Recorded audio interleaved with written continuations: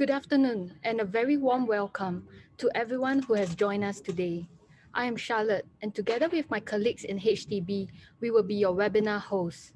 This year's e-Symposia is themed Emerging Stronger, Innovative Cities of Tomorrow, a reflection of our vision that research and innovation will play an increasing essential role in facilitating our efforts in rejuvenating our urban environment, enhance our living experiences, and emerge stronger in the post-pandemic economy. In our e-Symposia, we have lined up a year-long series of webinars that will cover an array of research themes and innovation topics of interest to all of us. On behalf of 20 co-organizing ministries and agencies, we welcome your active participation, suggestions, and sharing at the various webinars over the year. For today's thematic webinar on resilience, we have lined up an exciting program where M&D's Chief Technology Officer and HDB's Group Director of Building and Research Institute, Dr. Johnny Wong, will open the session with an overview of the challenges that we face, as well as ongoing efforts and future plans in enhancing the resilience of the built environment. Through today's webinar, we also hope to broaden our horizon and to catalyze conversation on the possibilities in R&D related to resilience. We are honored to have with us Professor Jeremy Watson, Professor of Engineering Systems at University College London and Chief Scientist and Engineer of Building Research Establishment, as well as Mr. Richard Kuppsamy, Head of Lendlease Digital Asia and Head of Digital Engineering Lendlease, to share with us global trends and their insights on resilience in the built environment. We will be having a Q&A session with our distinguished international guest speakers after their sharing. The session will be moderated by Mr. Cheng, Managing Director of BCA's Built Environment Research and Innovation Institute, and we look forward to hearing from participants on your questions and suggestions later. I'm glad to share that we have a very good turnout today. Without further ado, I would like to invite Chief Technology Officer of M&D and Group Director of HDB's Building and Research Institute, Dr. Johnny Wong, for his opening address, please.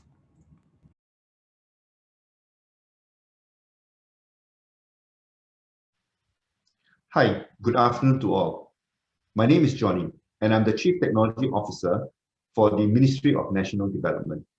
I'm currently also the Group Director for the Building and Research Institute for the Housing and Development Board. Welcome to the first thematic webinar session for the Urban Sustainability R&D e-Symposia 2021. Today, I'll be sharing on smart estates, adapting to a disrupted world. A quick recap. For the Urban Sustainability R&D e-Symposia 2021, we'll be running a year-long webinar series where several teams webinar sessions will be held, and we'll be inviting you all to come and share and learn some of the areas that we are keen to drive more R&D efforts on.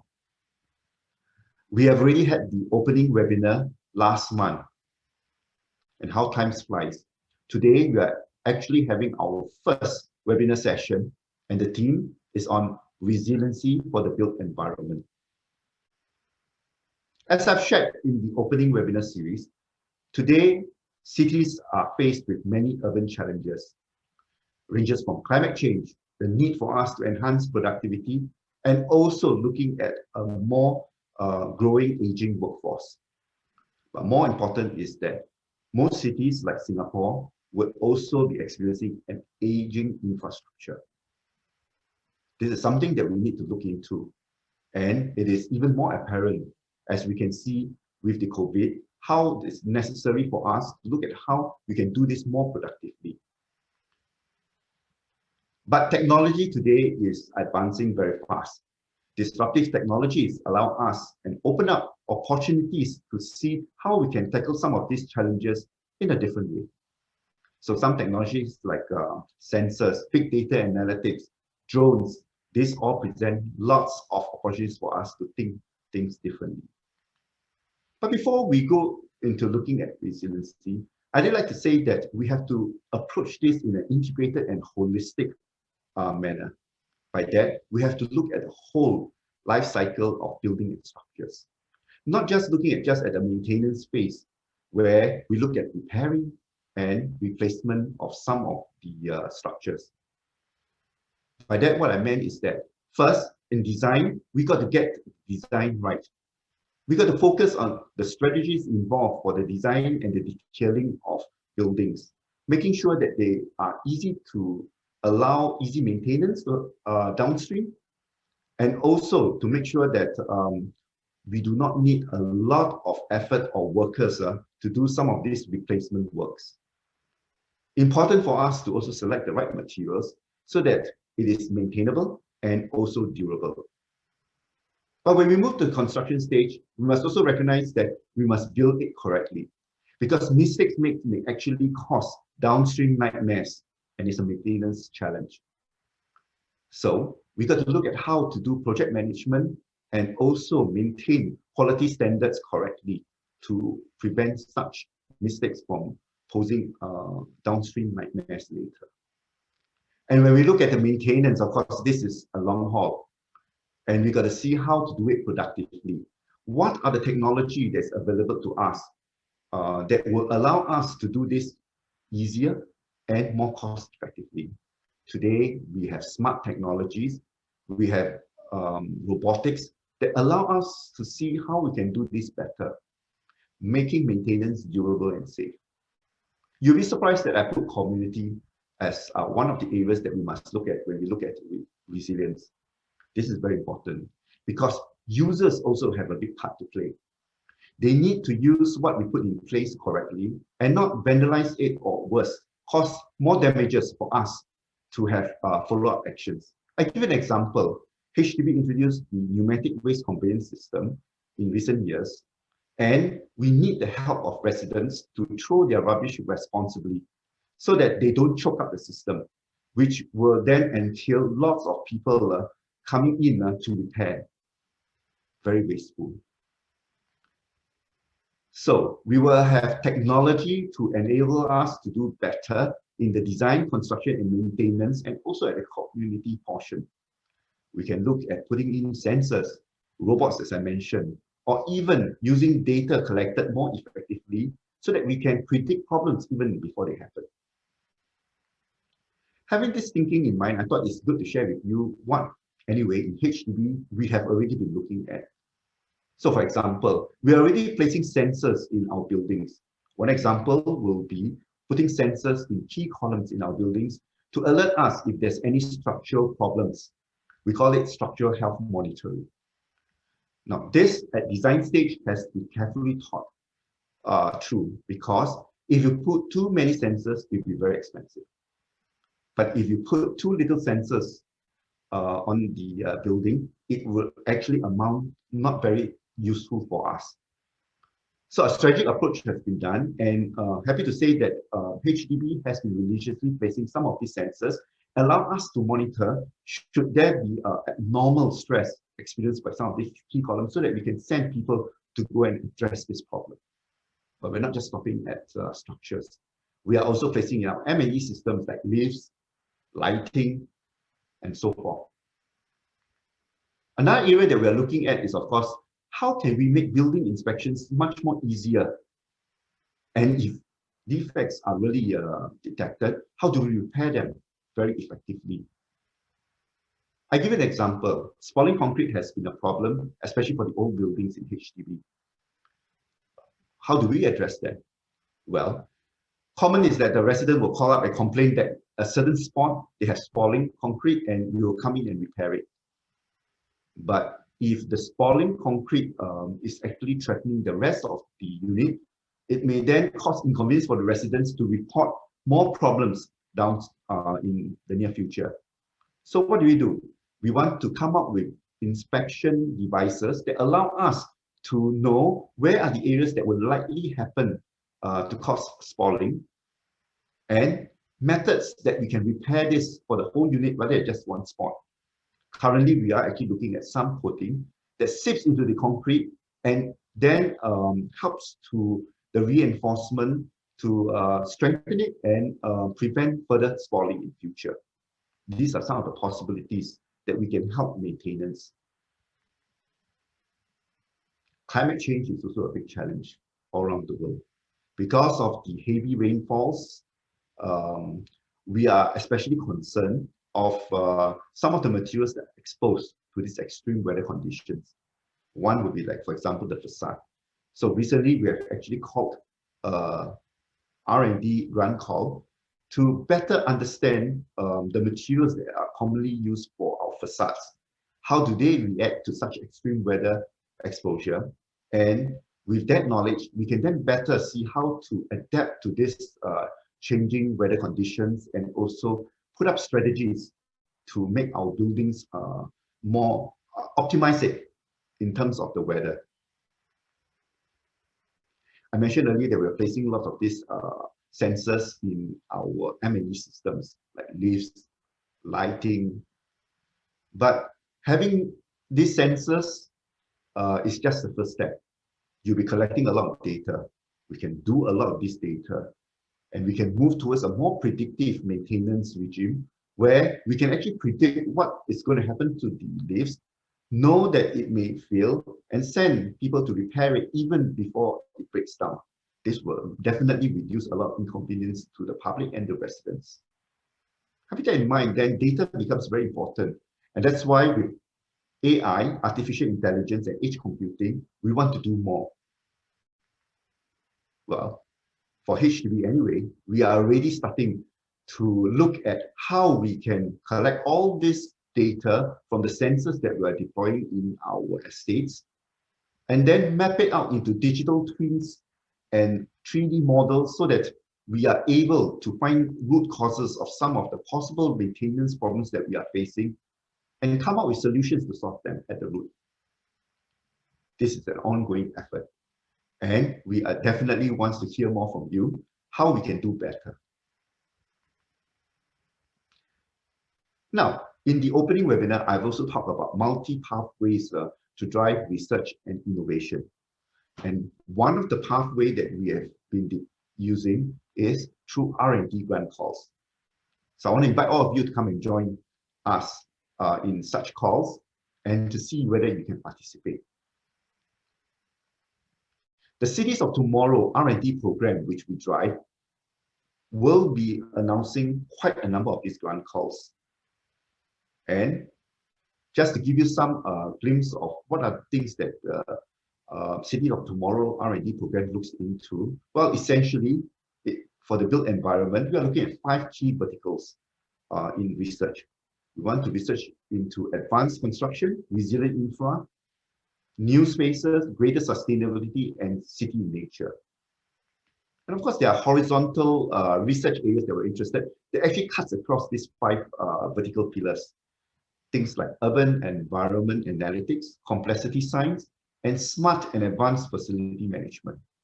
Today, as you can see from my sharing, we are really focusing on how can we do better through research, driving new technology to help us with creating more resilient infrastructure, and also pushing for smart and advanced facility management. So what are the areas we're looking for this resilience and smart FM? Well, I've already hinted. We want to see how we can have more advanced materials that will enable us to drive better maintainability and durability for our buildings and structures. Building inspection is very important. How can we do this better with new innovations and also new methodologies? And the repair methods also comes in easy and cost-effective and more productive. Because of our Smart Nation effort, we are placing lots of M&E services. So how can we actually maintain these buildings better with robotics and also with sensors placed strategically? Sensors will bring lots of data. How can we bring all this data to a centralized network system like the Smart Hub, and then coordinate this with even remote monitoring and also robotic systems for repair? So these are some of the things that we really want to hear from you.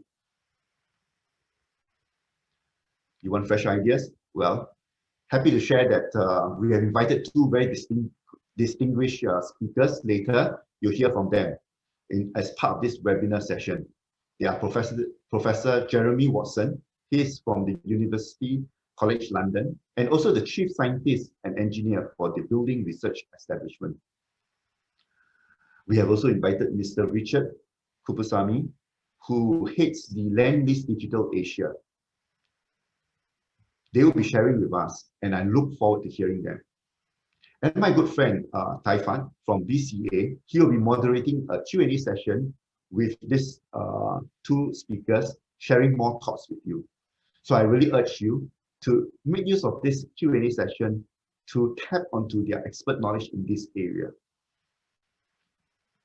Well, that's all I have for you. Thank you. I hope my sharing has given you a glimpse of what we are hoping to drive greater resiliency in the built environment. And as what I've mentioned in my session, we have the Cities of Tomorrow R&D program, where we'll be calling some grant calls linked to this area. Please do share with us your ideas and participate in our grant calls. Thank you. Thank you, Dr. Wong, for sharing the good R&D opportunities awaiting the community. To echo what Dr.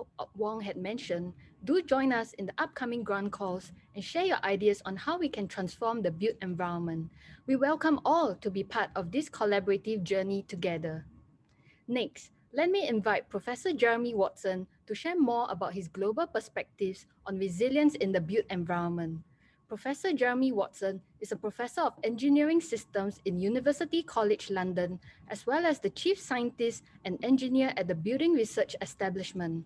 The Building Research Establishment is a world-leading multidisciplinary building science center with a mission to improve buildings and infrastructure through research and knowledge generation.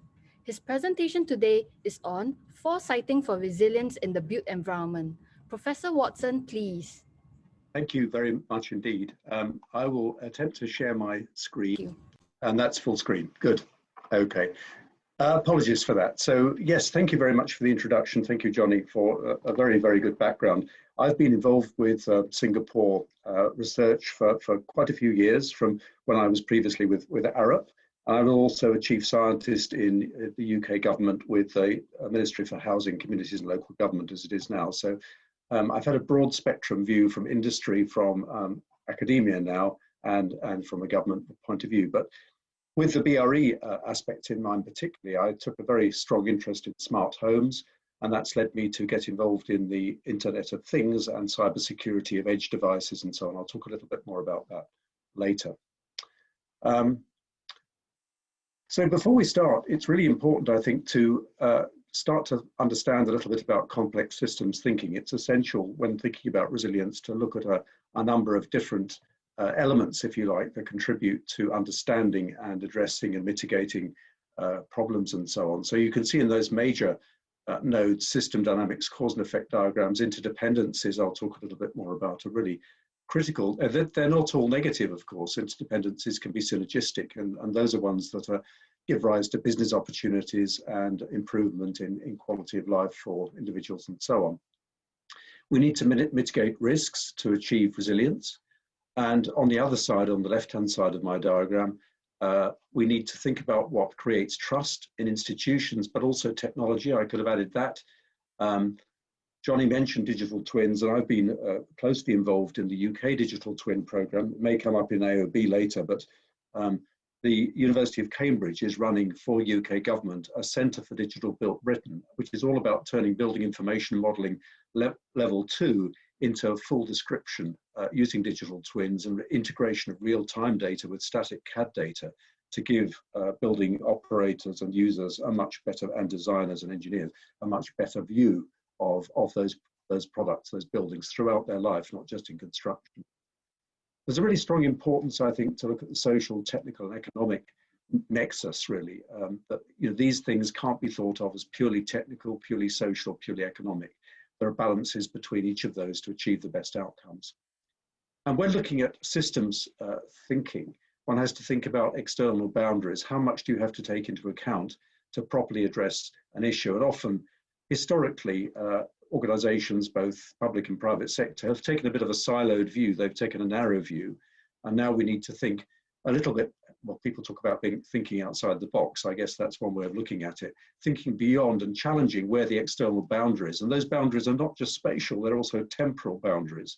Are we future-proofing what we are designing? And are we incorporating all the influences that we need to think about? How much intervention is needed for the desired outcome? How sensitive is the system to regulation, for example, or guidelines? And then factoring in that temporal thinking, the four-dimensional thinking I mentioned just now. Colleagues at Arup have thought about resilience over a longish period, and this diagram is due to Jo da Silva, recently honoured by the Queen. Actually, I think she's now Dame Jo da Silva. She's had a massive influence in Arup on thinking around resilience. And this wheel diagram helps us to think about that. So there are clearly dependencies on local ecosystems. I mean, I'm very aware in Singapore of the water and energy situations and the need to carefully manage those. We need to be flexible in our thinking and approaches. And we need to think in terms of redundancy, in terms of what backup systems could come in if a primary system failed. So I'm thinking about physical redundancy here and parallel systems. As far as the population is concerned, how resourceful are they? How resourceful is government in thinking about these issues and the freedom to address them? Where failures occurred, we need to make those safe. So resilience is really about making sure we've not just got a bounce back capability, but also we can manage our way through a failure. We've got the ability to have backup systems that help us with that.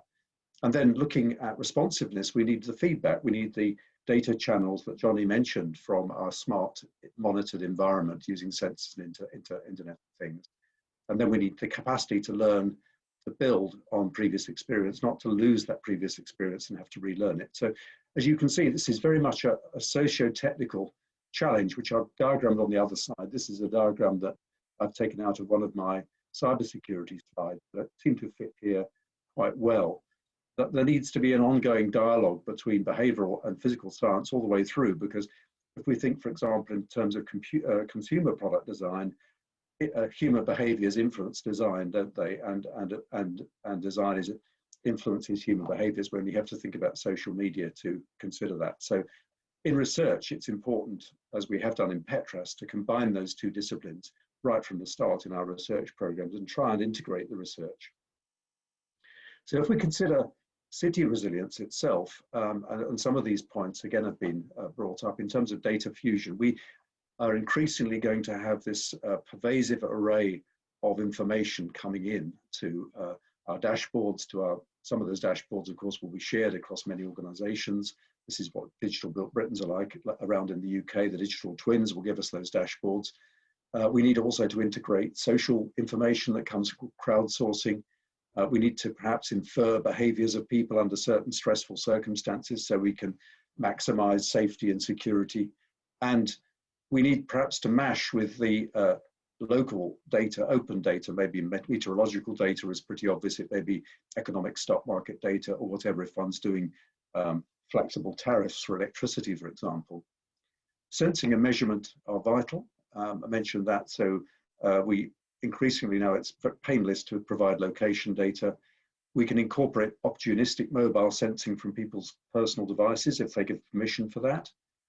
We can increasingly do static street sensing, and with 5G technology, we may well have a number of base stations based almost on every lamppost, and so we can make good use of that connectivity.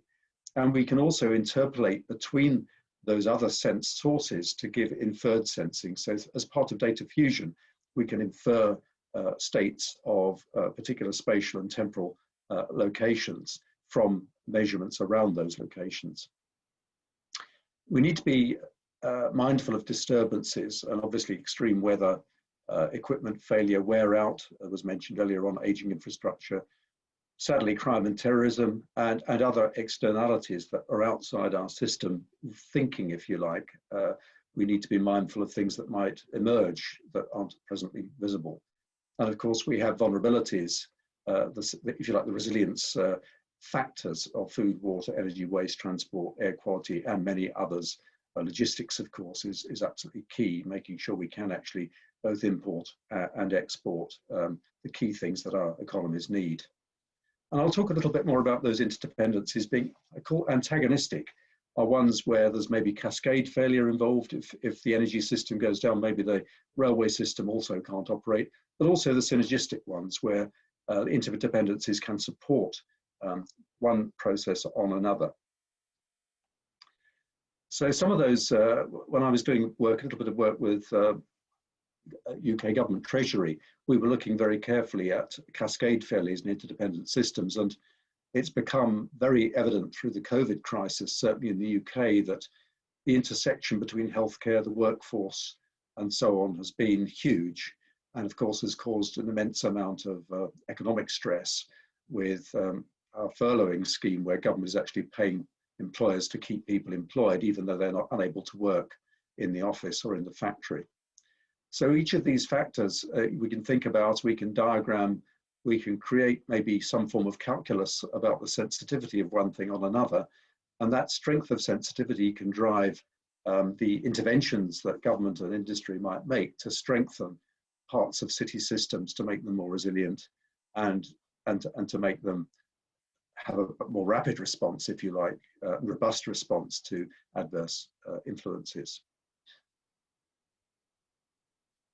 This is a slide from HM Treasury, in fact, from a colleague, Richard Ploshek, who looked a little bit more about those interdependencies, about increased risks and the increased impact of perturbations in ever more sophisticated systems as we become more dependent, for example, on digital technologies. So the dependency on the viability and the fact that systems are working correctly is enormous. You know, if we think about ATM systems in banks, if that network goes down, then the populace is going to be very uncomfortable very quickly if they can't get hold of money. Although, of course, we're going cashless now, but that's part of that same infrastructure. So Treasury were very interested in inter-system resilience and intra-system resilience, where one stage of a given infrastructure affects later stages. That might be when you're building something, for example, you can actually affect the later temporal spatial stages of that infrastructure, like the choice of materials, again, as Johnny mentioned earlier on. There's the question about single points of failure. If we are dependent on any particular single node, then there is vulnerability to that node failing. And out of all of that, without reading the whole slide, we've got potential opportunities and potential risks. And particularly around that central box on the right, digital electronic informational connections can affect others, as I mentioned, but we can also make those very resilient. We can put parallel paths in, we can have multiple links to the internet and multiple internets if necessary.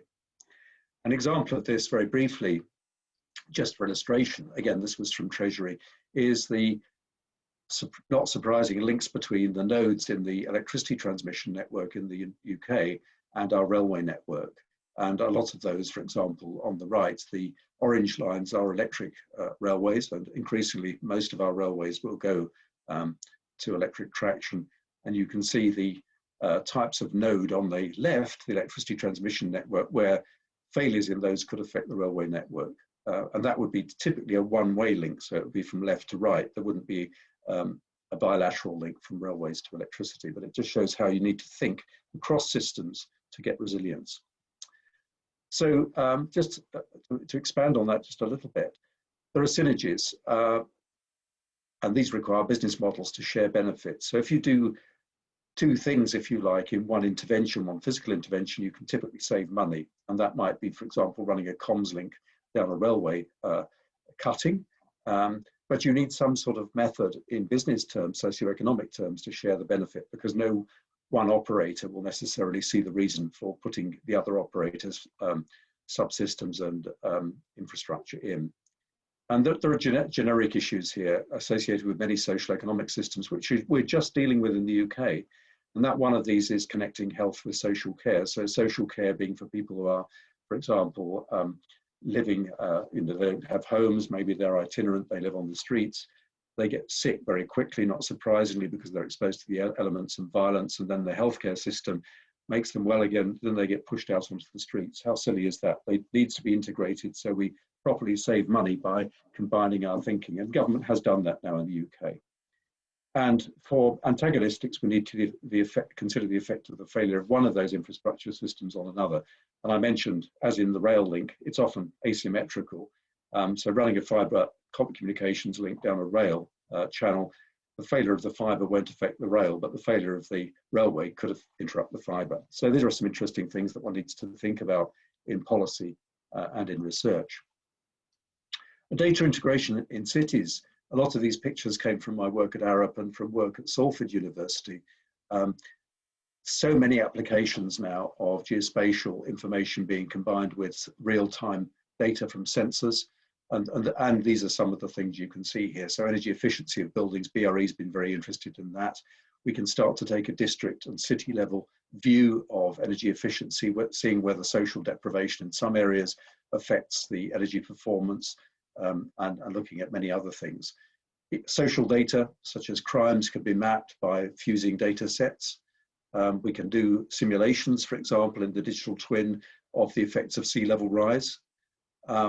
And we can explore multiple agendas for city development. So we can start to think about the environmental effects, for example, of not correctly positioning residential and manufacturing and retail and education and so on. And these systems can aid public consultations. And my work with digital twins with Cambridge University and with Southampton University, Professor Dave Wendy Hall, who's closely connected with Singapore already and advising government there, is strongly involved in the digital twin program and the four-dimensional views that are needed, including time there. So the value propositions for smart cities are big. I don't need necessarily to go through these in a huge amount of detail, but 80% of the global GDP is generated in cities, and there are huge markets for smart city solutions and associated services. Some of these figures may be a little bit out of date.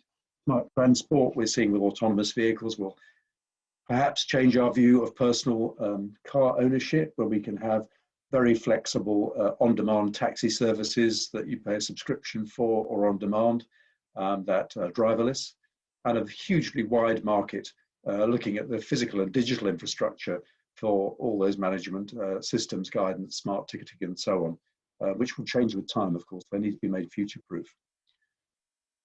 In my work, I've looked at ambient environments and cities, neighborhoods, homes, and the environment, and how they'll be affected by the integration of the Internet of Things. And I'm coming on to talking a little bit about PETRAS and cybersecurity. There are some research questions there. Aware of time, I don't want to go through those in detail, but for example, how can we measure the impact of those ambient technologies like domestic Internet of Things on user perceptions of security, privacy, and agency, and so on? How do we also, importantly, when we include machine learning and artificial intelligence at the edge of the internet, at the periphery, how do we actually help people to trust the agency they're giving to those systems to make decisions on their behalf? So emerging IoT applications and edge technologies are really burgeoning now. Smart facilities management, John has mentioned, huge opportunities there. One of the ones that I think is important in the UK is not just predictive maintenance of capital assets, but also assuring performance. So if investors are putting money into improving the quality of existing buildings, how can we establish we're actually getting the value out of that? And that can only really be done by sensors and monitoring over time, and then taking remedial action if we're not getting the payback. We need to track high value assets when we're shipping them in supply chains, and whole life wellness management is just another example of this. So we're seeing distributed artificial intelligence now, machine learning and decision support. So what I call thinking things, not just the Internet of Things, but thinking things. And these give huge opportunities for adoption, acceptability, and bring those challenges. So some of the key R&D challenges around this, and thanks to Boston Dynamics, picture of Atlas, fantastic robot. Sensor data and provenance. How do we assure data quality? What does data quality mean from sensors? So our National Physical Laboratory in the UK is looking at that, and that will lead to standards being derived for data quality in different contexts. We need to manage data in a live way and fuse that data with digital twins, enhancing information quality from sparse sensors, achieving user and societal trust, and protecting national and local, if you like, privacy and critical infrastructure. Policy challenges. So government has responded in a number of ways, particularly our Department for Digital, Culture, Media and Sport, And we recognize the need for dynamic policies, policies that change with real-time outcomes, like our pandemic response, the same I'm sure in Singapore, but you require trustworthy, timely evidence of high quality from data sources to do that. The expectation of sharing and combining data is vital, the need for rigorous privacy and security, and then adopting policies to emerging trends, social trends, so smartphones and pervasive IoT devices in domestic homes give clear new behaviours, if you like, but also new opportunities to interact between government and the citizen. And we need to look at regulating some of the currently unrestricted and unauthorised machine-to-machine data sharing from IoT. And government can play a role in procurement in doing this. I'm a little bit aware of time here. I might need to, I'll take advice from the organisers in case I need to stop precisely at 22, but I'll carry on otherwise. So I'll probably move through this quite quickly. Digital at the edge trends, IoT becoming pervasive, multifactorial, and smarter. By multifactorial, I mean it does more than one thing. Machine learning and decision support there. And I've mentioned edge technologies where sensors and actuators will know if they're being asked something that perhaps is outside their scope of normal operation, so they can actually act as a firewall or a protective measure against cyber attacks. And they can also assure IoT network transitions in real time. The concept of data trusts is a fascinating one, which I can't speak about here because there isn't time, but is a way of digitally serving up data to authorized users of that data. This is an example of a particular piece of edge IoT and machine learning technology available in the UK from a company called Beringar. Basically, it's an IoT device that counts the number of people in a room, in an office, and just signals the number anonymously over the internet, a few hundred bits per second. It's very useful for looking at how offices are utilized. It's useful for looking at railway platforms to see they're not overcrowded. So the cybersecurity of all this is vital, ranging from information theft, IP theft, right the way through to national attacks on critical infrastructure. And on the way, the key issues there might be perturbation of operation of critical national infrastructure systems. We have to remember that IoT devices are linked to actuators and not just sensors. So things like chillers in computer rooms or access control systems in buildings. And on the right, you can see a box there of the types of devices that we've looked at within my program called PETRAS. I'm going to move through this. This is one example of hacking into building management systems. The slides will be shared, so you can go and have a look at some of the links that I've provided here. I'm running a very big program for UK government within UCL called PETRAS for Privacy, Ethics, Trust, Reliability, Acceptability and Security around Internet of Things and edge technologies like machine learning. We're running over 100 projects. We've been going for 5 years. We've got 7 to run, £35 million of government money, and a lot of projects, including some very big demonstrators being run from Innovate UK. And this has given me a big scope as director of this with 20 university partners, 22 in fact university partners, to look at a number of issues. And one of those was IoT in the home, which links into my BRE role, where BRE actually has an innovation part with around 10 buildings using latest technology, including integrated energy storage and stuffed full of IoT devices from various manufacturers. And the work we did in that was to look at the perception that people have of the disruption of their system under cyber attack, and we captured the behavioral responses and the policy responses, if you like, from those findings from a behavioral science study in a scenario setting within the IoT in the home. But we've used it for security purposes as well, just seeing what the vulnerability of those systems is and what sort of traffic is coming out of the IoT sensors into the general internet. And it's quite surprising that even from trusted manufacturers, you may get 40 or 50 different companies or organizations being communicated with without the user's knowledge from the IoT devices. I can talk about that in AOB if necessary. This is another project securing high value goods, for example, aerospace and automotive components, pharmaceutical components and materials, where they have to be absolutely reliable and of known provenance, of known recipes. And then my final few slides, which I'll hurry through, are about net zero. We all know about climate change. We need, again, to establish resilience, to think of organizational ways of marshalling and coordinating across government and industry. And I've been leading on a new net zero what Work Centre in the UK is quite separate activity in getting this visibility and action within government, particularly as we've got the COP26 meeting coming up in November. So the What Work Centre model is that collaborative model between government and industry. It's independent, completely transparent in the way it works, and it's about creating capability and generating evidence for government and for industry. We're looking at across the sectors to do this. We're picking out particularly energy, buildings, and transport in the first instance, with buildings, of course, being relatively straightforward for me because I've got the links into BRE. But there's a real challenge, I think, that between 20 and 25% of the carbon impact in the UK comes from domestic buildings, and particularly heating. So we're looking at a cross-sectoral challenge again, systems view, very important. Sharing learning is absolutely vital, not just within a sector, but across sectors, and being close to practice, doing it at scale, doing it at pace, doing it fast. And I'm very excited by this current program. We're having our second meeting of an organising group this afternoon.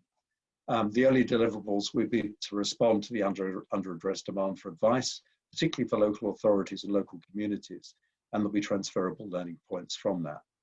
So I'm a little bit over time, forgive me for that, but I hope that's given you a very rapid overview of some of the work and if you like, research challenges that arise when we look at resilience in the built environment. Thank you very much.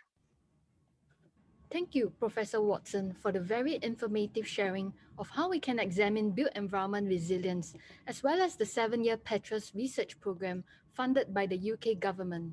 I hope Professor Watson will inspire all of us to look at resilience in multiple perspectives and consider the interdependencies. This brings us to our final speaker, Mr. Richard Kuppsamy, Head of Lendlease Digital Asia and Head of Digital Engineering. We are glad to have Mr. Kuppsamy to share more with us on autonomous buildings, which will disrupt every aspect of the traditional property life cycle. Mr. Kuppsamy, the stage is yours.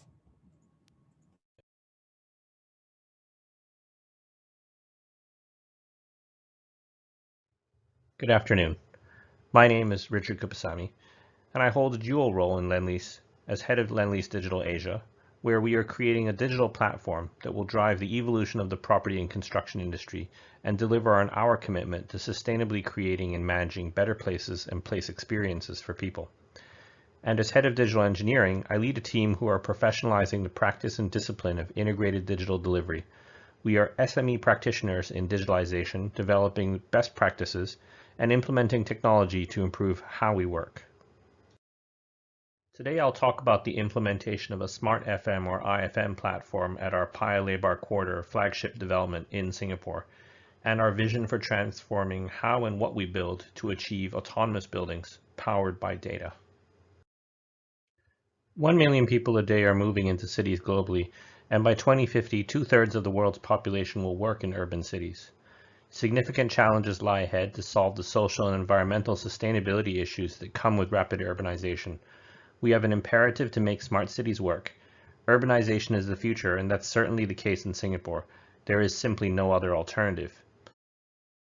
Let's take a quick look at some of the high-level problems we face as building owners and operators.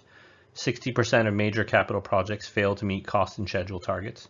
30% of construction costs is rework from aborted design or defects, and 55% of maintenance remains reactive. Berlin-Brandenburg Airport remains a case study of all of these failures. Completed in 2012, it only opened to its first flight arrival in October of 2020, 8 years behind schedule and 5 billion euros over budget. In the 8 years it took to fix the project, 750 flight information monitors commissioned back in 2012 reached their end of life at a replacement cost of 500,000 euros before the airport even opened.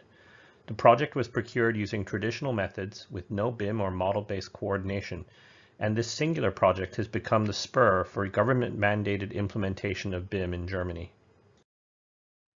A report by the U.S. National Institute of Standards and Technology highlights that owners and operators have the largest interoperability waste of all stakeholders in a building's life cycle. Much of this is through time wasted in locating facility-specific information. This waste equates to some $3.5 per square meter per year from just poor data management.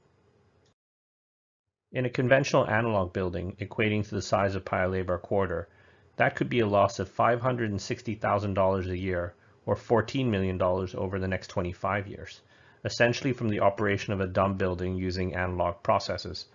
Thankfully for us, PLQ is not a dumb building, and I'm going to talk more about what we've done to develop a smart solution to solve this challenge.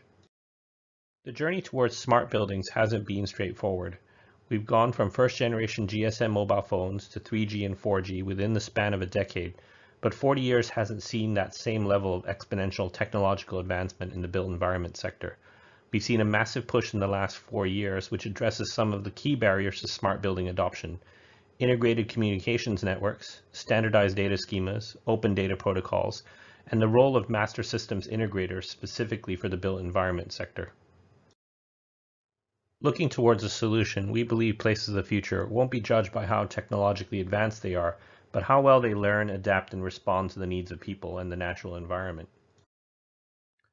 We believe that technology can now make a difference. Autonomous buildings can deliver better outcomes, with reduced energy consumption and CO2 emissions, reducing maintenance costs, improving air quality, and biophilia can improve the well-being and productivity of building occupants, and providing transparency on building performance so that we can optimize how assets are used. Autonomous buildings, like autonomous cars, can positively disrupt their industries, creating new experiences and opportunities. Autonomous buildings will change how we build, achieving greater capability in design and assembly through the use of technology, computational design, and DFMA. Autonomous creates an opportunity to change what we build. Data and AI will be harnessed to bring operational efficiencies, create new opportunities and user experiences by changing the way we interact with buildings and the services. Lendlease is focused on how we harness the power of data to address the challenge and opportunity of autonomous. Data can be leveraged to improve both what we make and how our customers experience it. Developers need to understand that data is an asset in itself, and there is an opportunity to reduce OpEx and create new income streams. We often lose sight of the difference between space making and place making.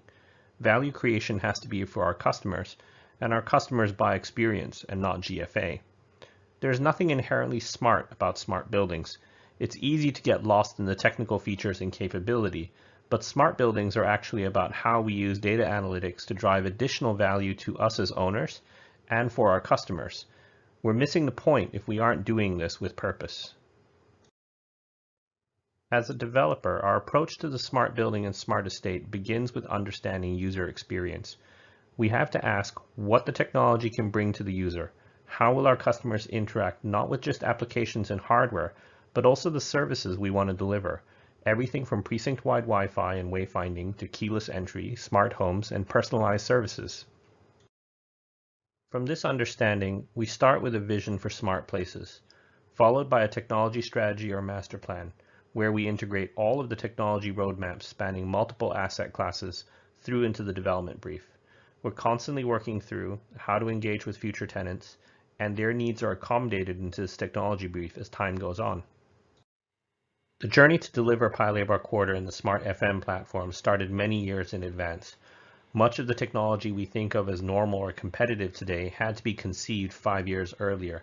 Back in 2015, there were no off-the-shelf solutions.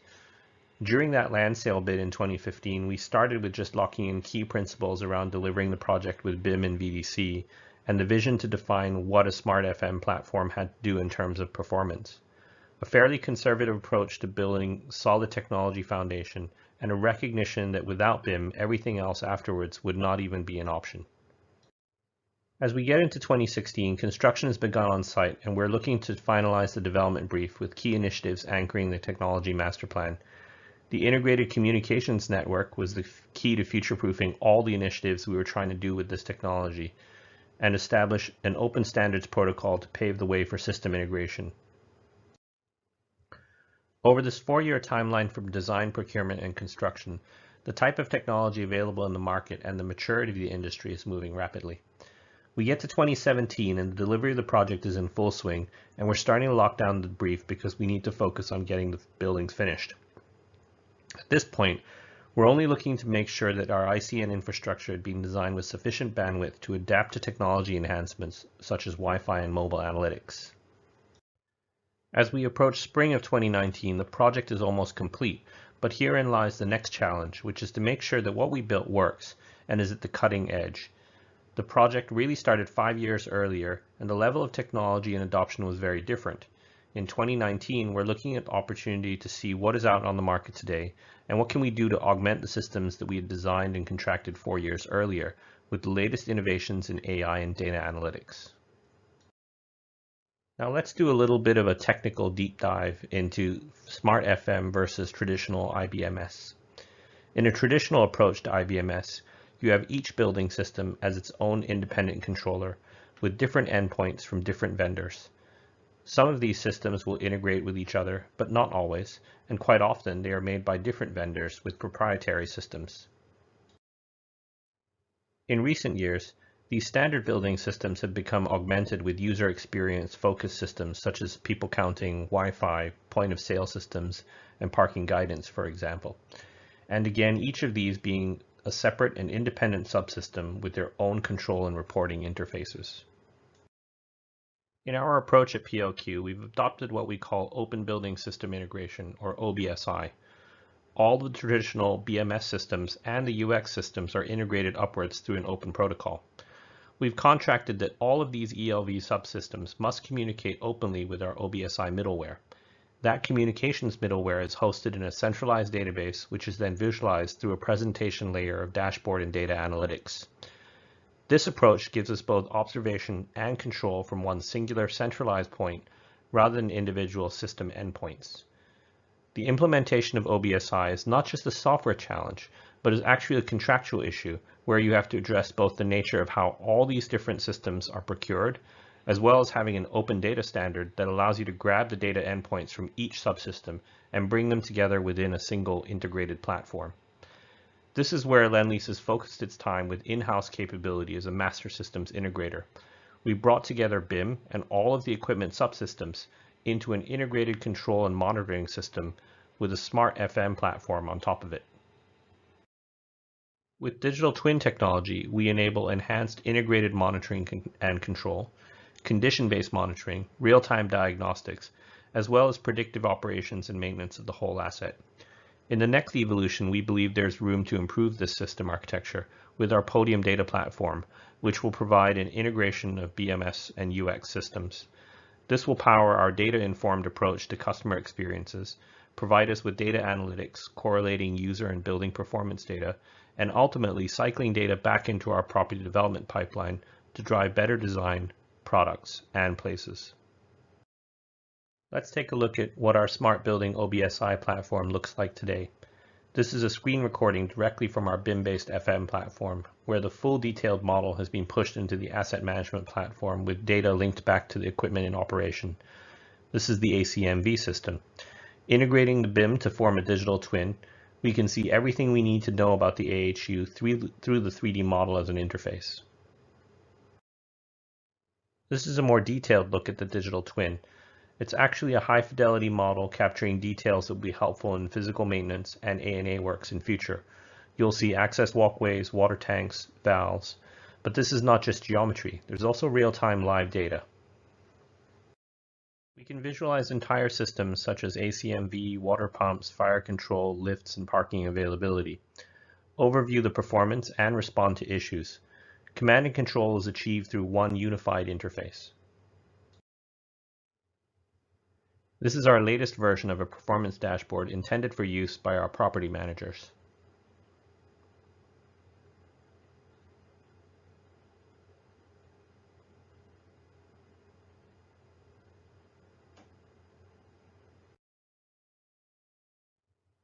As I mentioned at the start, the journey to Smart Building FM has taken us a few years. Each major urban development project has given us the ability to test our ideas for a smart precinct in what is a real-world testing ground, each project scaling from the last to push the boundaries of innovation. From our own headquarters in Barangaroo in Sydney to PLQ in Singapore, and the next generation of our Smart Building FM system will be implemented at the Exchange TRX in KL, a 23 million square foot mixed-use retail, office, hotel, and residential development in the heart of the city. IFM systems like OBSI are only the first step towards our vision of a truly autonomous building. Autonomous is the key to delivering the dream of the smart city. Data-driven insights are necessary to unlock the benefits of autonomous. We need to change traditional mindsets and workflows in FM, aim for operational excellence using real-time data, and reimagine the way we procure energy, water, and connectivity.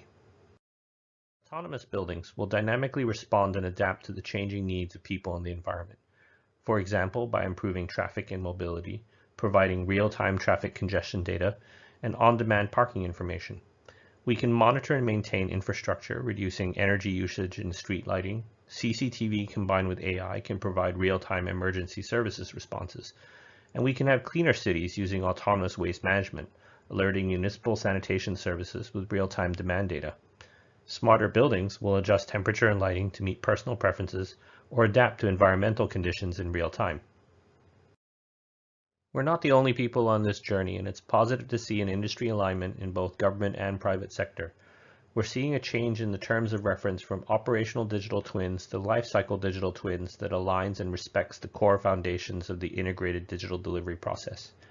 Lendlease is collaborating with industry partners such as JCI, Google, AWS, and Microsoft to define digital twin standards and open data schemas which will enable industry-wide data interoperability. We hope to put an end to proprietary data jails and unlock the potential of autonomous buildings. To wrap this up and take us home, I'll touch on where we're going next at Lendlease to answer the need for digital transformation, resilience, sustainability, productivity, and improved quality in the built environment sector. Lendlease Digital has been established as a new subsidiary digital company to deliver our vision. Podium is our answer to the challenge. The property and construction industry has complex and interdependent supply chains. This is compounded by the long time frames involved in creating better places to live, work, and play. Solving for these interdependencies requires a new and different approach. An approach led by deep property experience and knowledge on how to reduce inefficiencies and harness the performance benefits across the entire supply chain. Introducing Podium. Podium is Lendlease's property lifecycle platform, with digital products and services which harness over 60 years of applied experience, simplifying the complex interdependencies of the built world, creating autonomous places which are environmentally and economically sustainable, and providing the industry with insights, clarity, and performance never experienced before.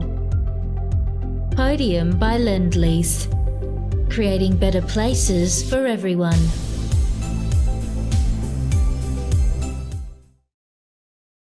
Podium is a suite of applications contained within our digital cloud platform, enabling data to flow interoperably through every stage of the property lifecycle, cradle to cradle.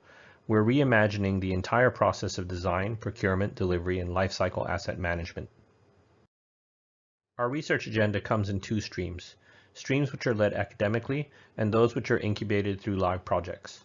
We're focused on methodology to industrialize the built environment sector through the principles of autonomous.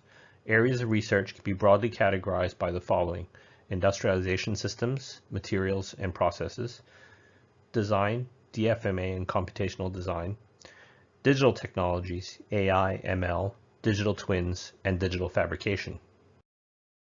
Lendlease, along with 29 other collaborators across universities, private sector, and industry bodies, are investing $100 million with an additional $28 million grant from the Australian government to create the Building 4.0 CRC, or Cooperative Research Centre.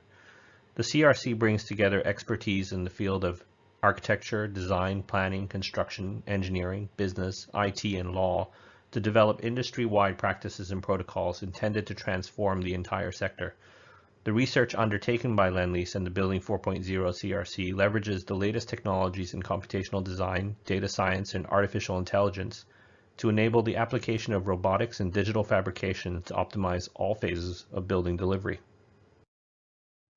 Through these initiatives and many more, we aim to achieve reductions in project costs through digital technology and off-site manufacturing. reduction in project delays, construction waste, CO2 emissions in construction and operation, and a reduction in building lifecycle costs through high-performing and energy-optimized buildings. Wrapping this back to where we started today with smart buildings, system integration, and IFM, the future of our IFM journey will be built upon a data platform that enables us to unlock the data captured throughout the property development lifecycle and create new value for our customers. The tangible of this is our Podium Property Insights solution, which is an asset portfolio management application, which will enable all stakeholders from tenants, ops managers, and investors to have actionable insights from real-time data of total building performance. We believe technology today has reached a level of maturity which can create a transformative opportunity for our industry. Podium is our proposition for a platform and ecosystem solution to enable the transformation of how we build and what we build to be autonomous. These are both challenging and exciting times for our industry. There is an impetus for technology-driven transformation, and bringing our partners in industry along with us on this journey and forging new types of strategic relationships to achieve purpose-driven outcomes, resilience in our industry, better places, and sustainable cities. I hope you'll join or follow our journey at Lend Lease Podium. My name is Richard Kuppsamy, and thank you for the privilege of your time.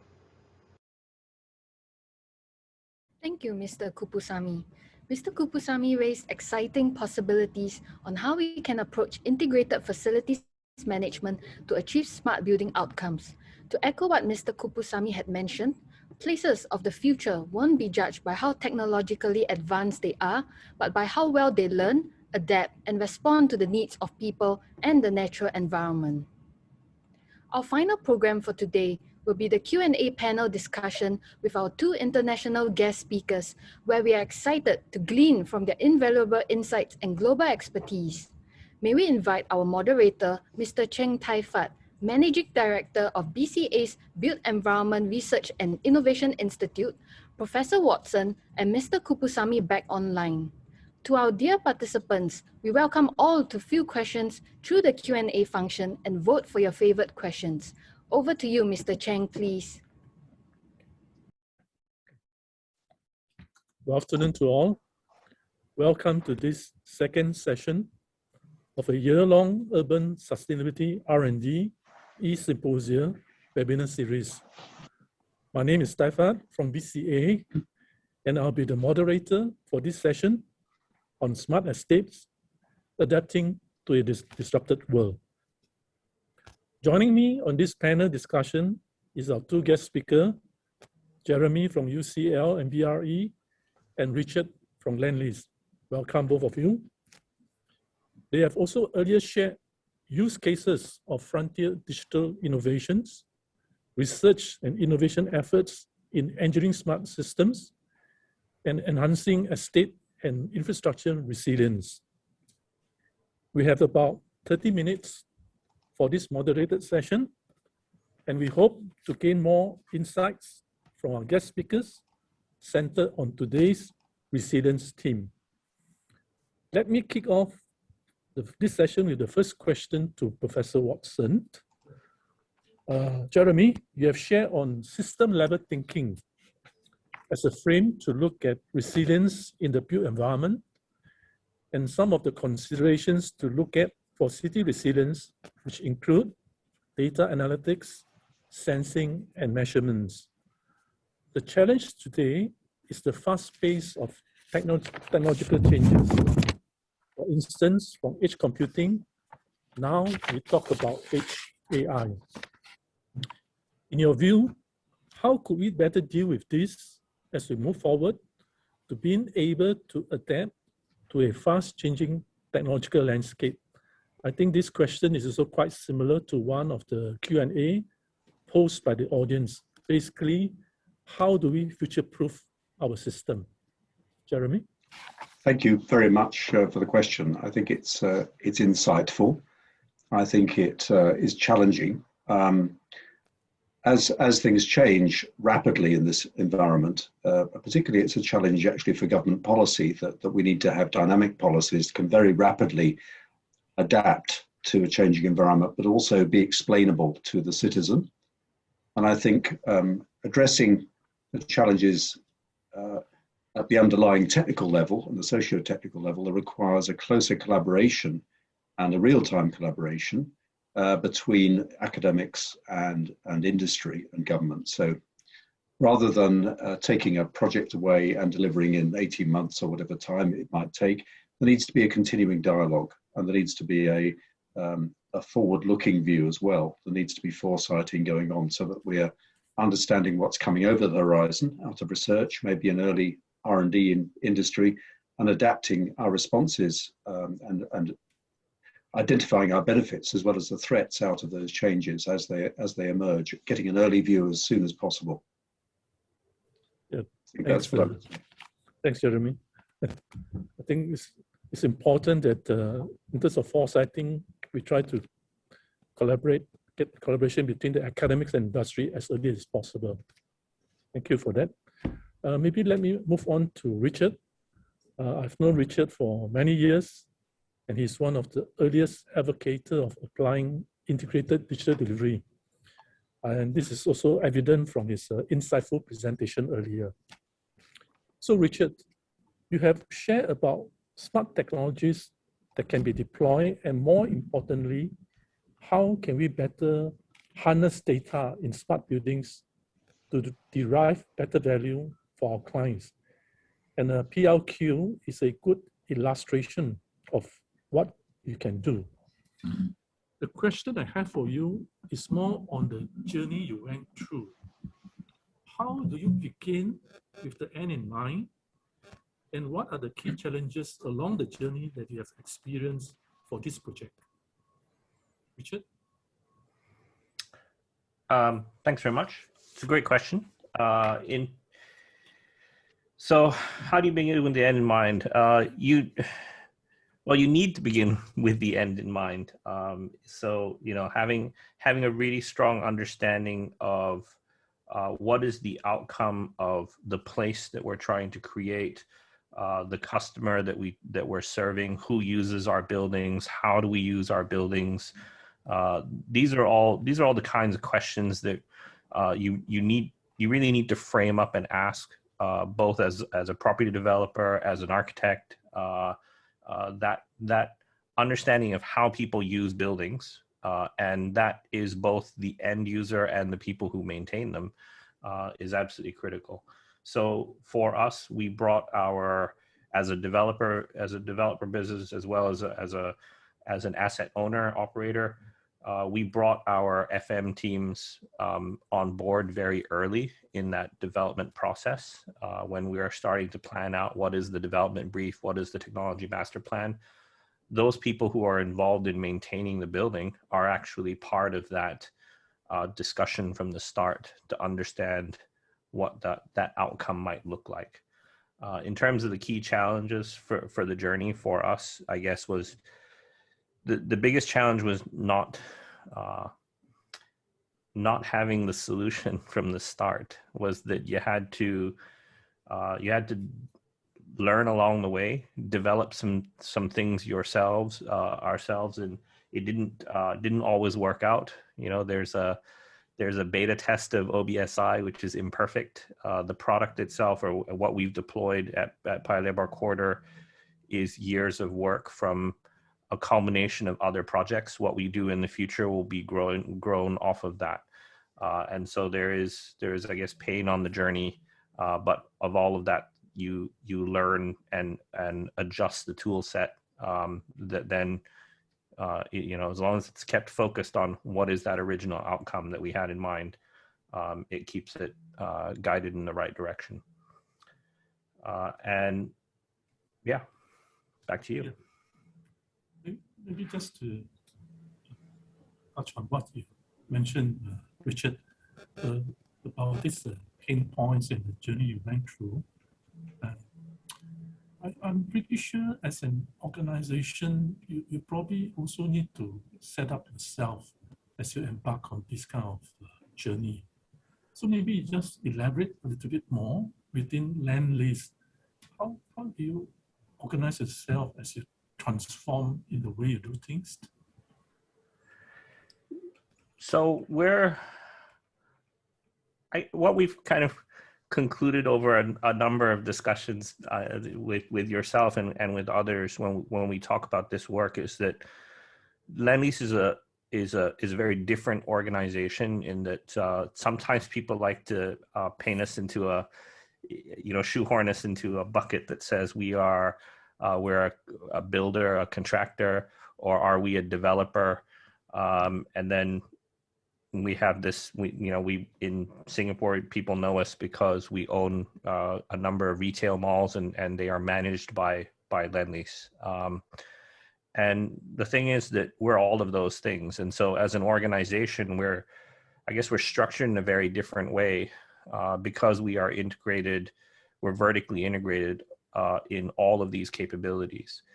But when it comes to this kind of execution of how do we bring together this digital strategy, the integrated digital delivery strategy, deploy it to get the right outcome on a project, we have restructured some of these capabilities within the business. We've restructured it such that there is actually a team of people, a discipline, an internal business unit that is all of our digital engineering specialists, all of our cost planning specialists, our planning specialists, our engineering, ACMV and structural engineering teams.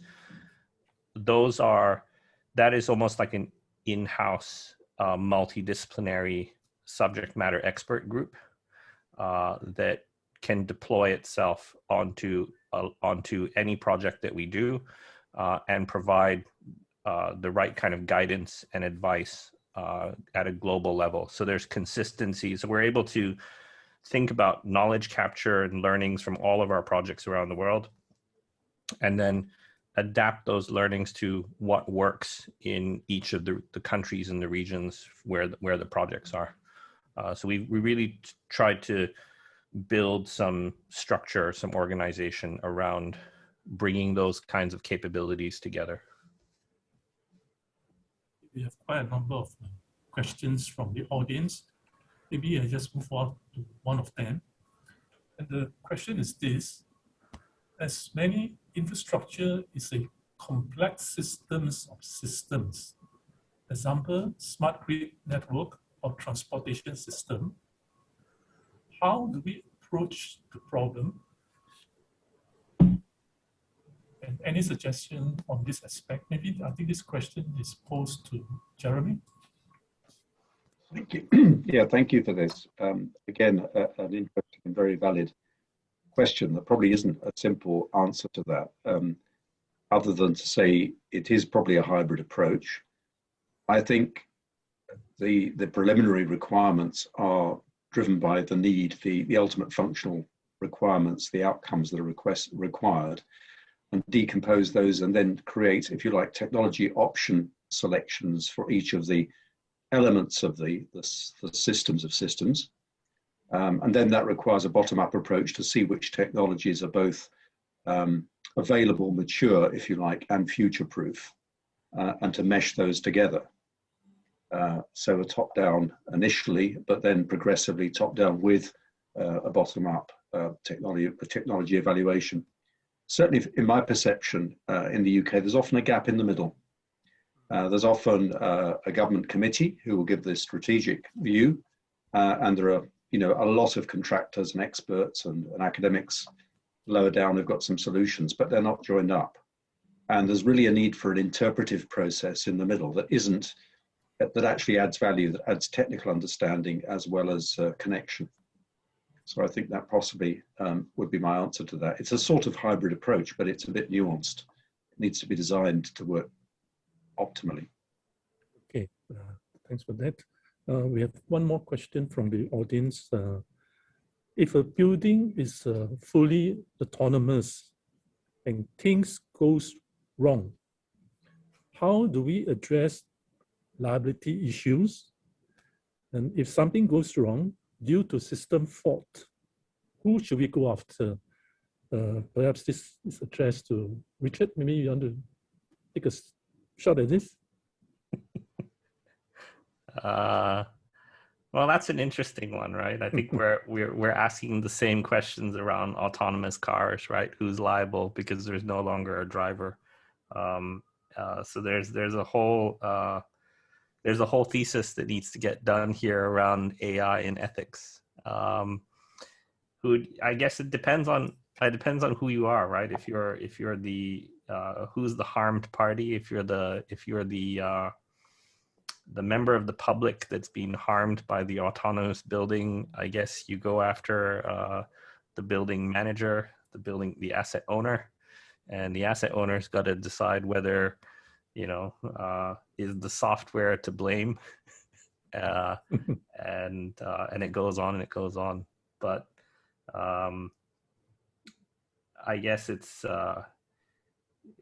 I don't spend a lot of time dwelling on this particular question, I have to say, because we look at the nature of what is the benefit that we can bring to society by the use of AI and technology. How do we improve the experience rather than holding ourselves back with all the what if disaster scenarios, and then we go, well, okay, because of liability, I just want human beings to do it, and that's not really, we haven't really moved forward, have we? So can I make a contribution on that? Sure. I wanted to ask you, Jeremy, as well. Yeah. Thank you. I mean, I understand Richard's viewpoint, and there was, when I was at Arup, we were looking particularly at shared integrated project insurance. So actually down the supply chain, you have a joint insurance policy against these sorts of things, so that you don't end up with a legal chain of people suing each other. And that gives incentives for the whole supply chain to perform better if you have this integrated project insurance. I think it's been trialed in the UK. I'm not sure if it's been picked up. I think Terminal 5 at Heathrow was partly insured that way. I think the other comment I'd make technically is about resilience and redundancy. So make sure you can't have a critical failure by covering critical systems with parallel systems that can take over. And with respect to cybersecurity, make sure you can actually air gap those systems from the internet and adopt a reflexive control system locally if you get attacked. That was my contribution. Jeremy, thanks for that. I just want to catch on what you mentioned about cybersecurity just now. I think in one of your slides, you shared that cybersecurity of IoT is vital, and we need to make IoT secure by design, and also the need for regulation. Could you elaborate more on this part, especially on what is the current state in UK like? And if we want to make a comparison to Singapore, what are the lessons learned and what are the gaps that we need to be mindful of as we move towards to become a smart nation? Okay. Well, obviously, I would. You already are very technologically capable in Singapore, so I think you're probably addressing that last piece, but I will attempt to answer it when I get there. So in the UK, our Department for Digital Culture, Media and Sport is responsible for communications, obviously, but also digital infrastructure and IoT.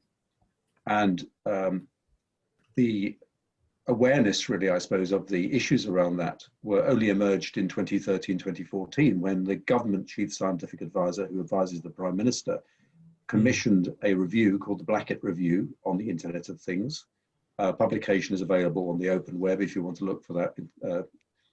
I was on that panel that wrote that document. I did the one on the chapter on buildings with one of our security agencies. So I have an appreciation of that. And it took DCMS, Department of Digital Culture, Media and Sport, a little time to respond, but the responses that have come about, and Petras has actually contributed to this, so we actually put one of our researchers into the government department and to help them with the policy documents. It's still in process, but there is, as you know, a secure by design paper, and the proposition that IoT devices should be security marked, rather like the energy band markings on consumer products. Also, standards are emerging. So ETSI has got a cybersecurity of consumer IoT baseline standard, EN 303645. I looked up before this to make sure I had an answer, which is providing, if you like, a platform on which manufacturers can base their products. So some of the real concerns that we had, DCMS had, was the provenance of firmware upgrades, to IoT devices. We're all familiar with smartphones getting new iOS systems being installed, but actually with IoT, we're not sure who's delivering them. Are they secure? Are they actually from the original manufacturer? DCMS also had the concern that you might get orphaned products where the original manufacturer has gone out of business, but the product is still in the marketplace and hence open to misuse, maybe through denial of service, hijacking, and so on and so forth. So in short, in the UK, we are creating government guidelines, first of all, those are available. Regulation, I think, will follow. International, at least European standards are being put in place. And I think the recommendation really, again, is to, in Singapore, maybe the recommendation might be for government to lead the way by having a procurement policy to ensure that the IoT devices that are procured for government buildings, and maybe, you know, for the social buildings, housing buildings in Singapore, conform to government security criteria. And then I think perhaps the private sector, probably by the influence of insurance for insurability, tend to be slipstreamed along. They tend to follow what government does as best practice. But it's very hard to regulate. I think it's quite hard because it's very dynamic. We talked about changing environments in technology. Quite hard to track that in policy terms. We have a technical question from the audience. What are some of the most challenging and important areas where measurement, traceability, or standard can be used in building environment? And I think both Richard and Jeremy, see whether they can take a shot at this.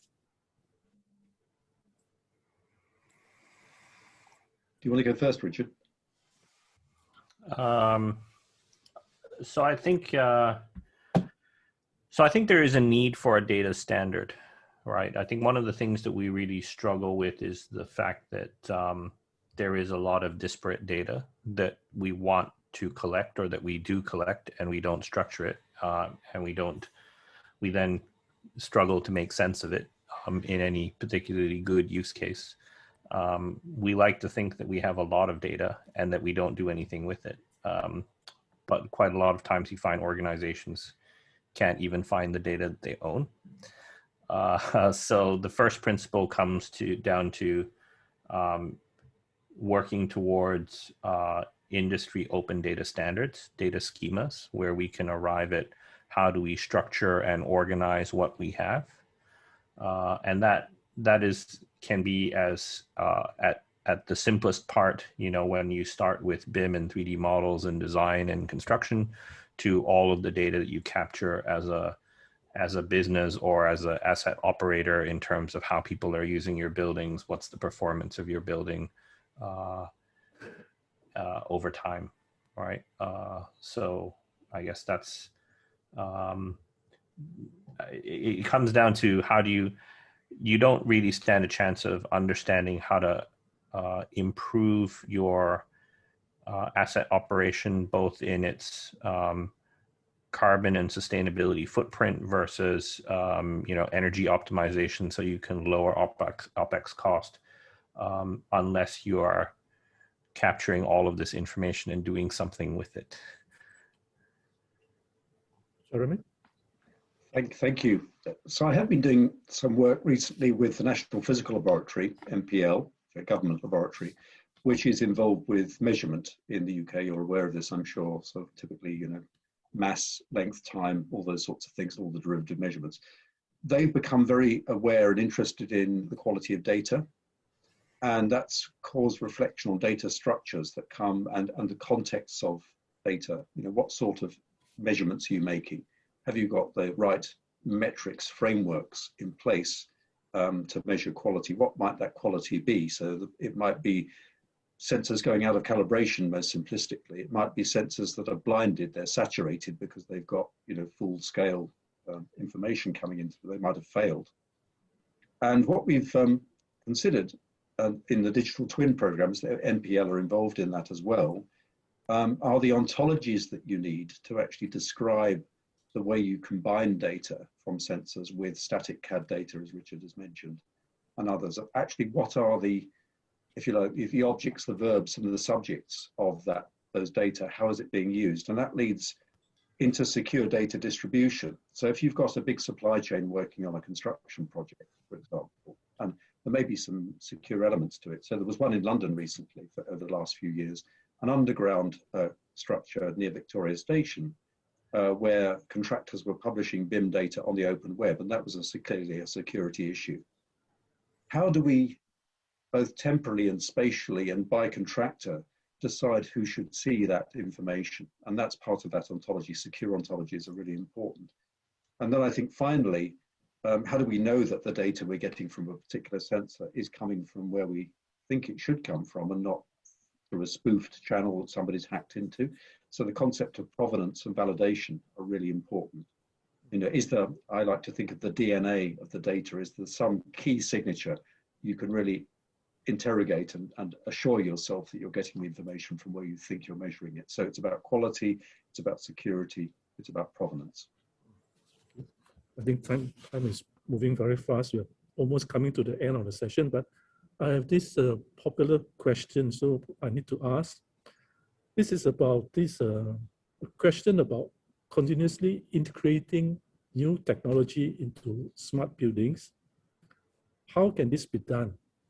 Technology evolves so fast, but infrastructure should last 60 to 100 years.